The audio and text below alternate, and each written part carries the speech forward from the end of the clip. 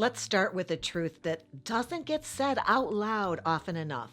Most men don't walk out the door wondering if tonight's date might be dangerous. But women, we do that math every single time. And sure, it's not always front and center, but it's always running in the background, like a mental app we just can't close.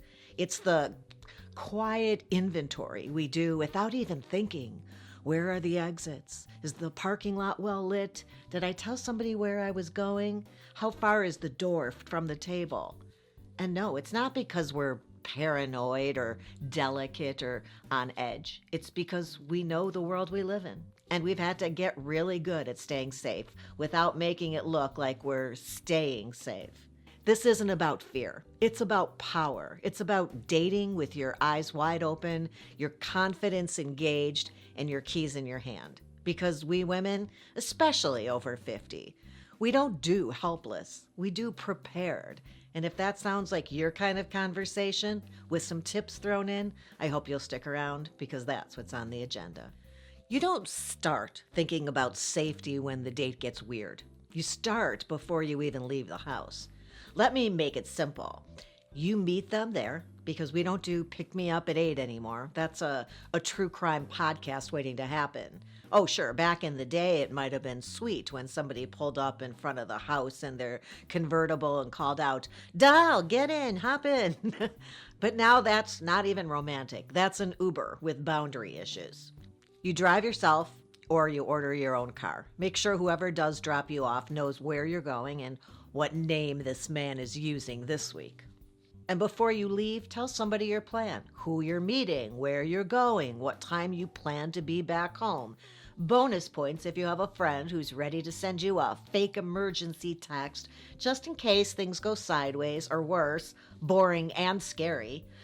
And also, please charge your phone fully all the way. This is not the night to be coasting on 7% and pretending that it's fine. Safety dies at 1%. All of this, it's not overthinking. That's a system. That's your pre-date perimeter check.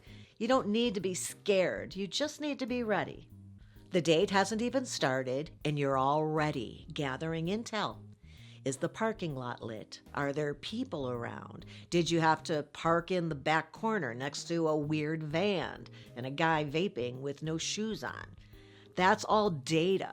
If your body says, not loving this, you don't ignore it. You don't tell yourself you're overreacting. You trust it. You adjust. You reschedule. You leave. It's your date. You're not a contestant. You're not trying to win anything here. And when you get out of the car, you don't wander in like you're in a perfume commercial. You walk like somebody who knows where she's going. Alert, calm, ready. You're not prey. You are presence. And let me say this loud for the people in the back. You do not owe anyone a full evening. If you show up and the vibes are off, you can leave. If he starts talking about his ex and spiritual awakening in the first 5 minutes, you can leave. If you just realize halfway through the appetizer that you'd rather be home with leftovers and reruns of Dateline than feeling this in the pit of your stomach, you can just leave. You're not being rude. You're not being dramatic. You're being a woman with a working internal compass. Because we're not here to be polite at our own expense. We can thank them for their time and smile if we want to, and then bounce. No excuses, no permission slip required, just, you know what, I need to head out. That's it. You've survived the wine, the weird jokes, and the part where he said his dog just gets him. And now if you got here by car, you need to get back to the car, which means it's time to level up awareness again. You don't fumble for your keys in the dark, and you don't stand outside on the street scrolling TikTok. You walk back like somebody who knows they're being watched, even if they aren't. The keys, they're in your hand already, fingers through the metal like you're about to punch a watermelon. And you look under the car as you approach it, you glance in the back seat once the lights go on, and if something feels off, you listen to that voice. Go back inside. Ask for help. Say it out loud. You're not being silly. You're being safe. The restaurant staff, these people are here for you. Use them. If you ever lock eyes with your server mid-date and give them that look, that, please rescue me. They're prepared for that. They're trained for it. They've seen it all, honestly. The handsy creeps, the guys who say females instead of women. So use them. If you need a car, ask. If you feel weird walking out alone, for sure, tell them. If you need somebody to loiter near the door while you're leaving to make sure you get into yours safely, they will. You're not making a scene, you're working the scene. And your co-stars, they're used to this and they're definitely in on it. I think it's important to think of your energy. You know, some people are just energy suckers, right? They can just take everything that you have to give. And I think protection, I think we should probably just mention emotional energy as well as being something that you're trying to protect. Because some dates don't end with alarms going off. They just end with you feeling, wiped. You did all the talking, you asked all the questions, you laughed at all the jokes, half funny jokes or not. You basically hosted the date. That's not chemistry, that's emotional labor.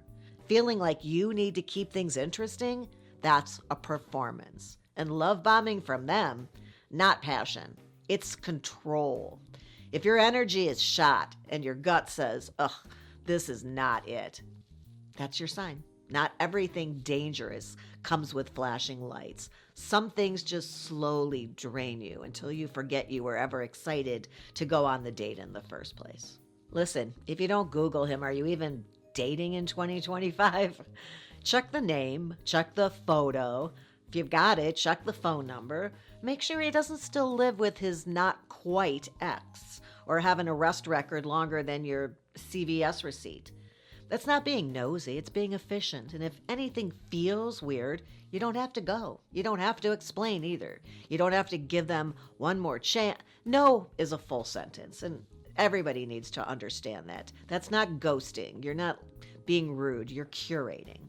And also, we should talk about the fact that a good date, a great date, isn't a green light to your body. You can have fun, you can flirt, you can sit really close, you can touch them, and still not owe them anything physical. And if they try to push past your comfort, even with a little joke, even with that subtle sigh that's supposed to guilt you into saying yes, that's not a romantic moment. That's your cue to run. Your body isn't a thank you gift.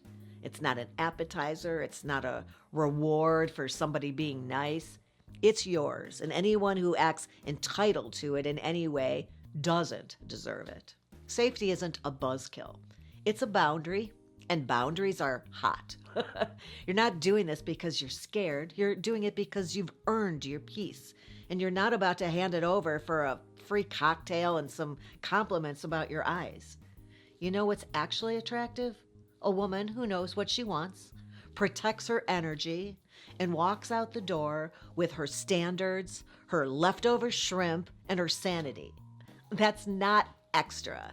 That's excellence. And that's what makes you magnetic. I hope you found that interesting or helpful, and if you did, you might want to check out this episode.